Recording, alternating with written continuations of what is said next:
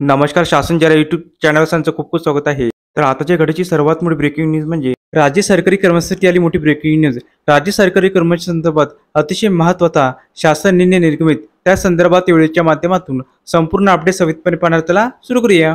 जिल्हा परिषद कर्मचारी यांची वैद्यकीय प्रतिपूर्ती देयके सादर करण्यासाठी कालमर्यादा विहित करण्याबाबत ग्रामविकास विभागामार्फत दिनांक 24/2/25 रोजी महत्त्वपूर्ण परिपत्रक निर्गमित करण्यात आलेला आहे. ग्रामविकास विभागाकडे जिल्हा परिषद कर्मचारी यांची वैद्यकीय देयके प्रतिपूर्ती मिळण्याबाबतचे मूळ प्रस्ताव मंजुरीसाठी प्राप्त होतात. तथापि सदरचे प्रस्ताव जवळपास 1 ते 2 वर्षे इतक्या विलंबाने शासनास प्राप्त होत आहे. ही अत्यंत खेदाची बाब असल्याचे नमूद करण्यात आले आहे.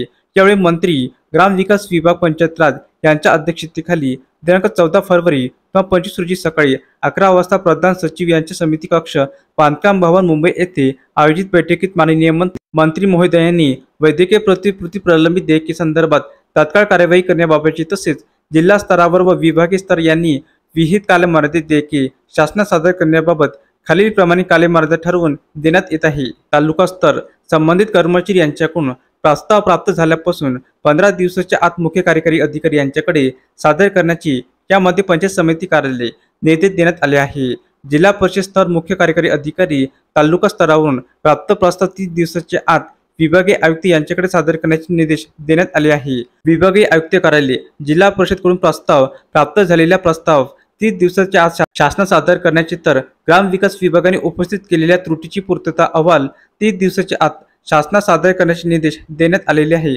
तर अशा प्रकारे राज्य सरकारी कर्मचारी संदर्भात अतिशय महत्त्वाची अपडेट या व्हिडिओच्या माध्यमातून आपण पाहिली आहे. तर हा व्हिडिओ आपल्याला आवडला असेल तर चॅनलला नक्की सबस्क्राईब करा, लाईक करा, कमेंट करा आणि अशाच नवनवीन अपडेट मिळण्यासाठी शासन ज्या यूट्यूब चॅनलला सबस्क्राईब करायला अजिबात विसरू नका. धन्यवाद.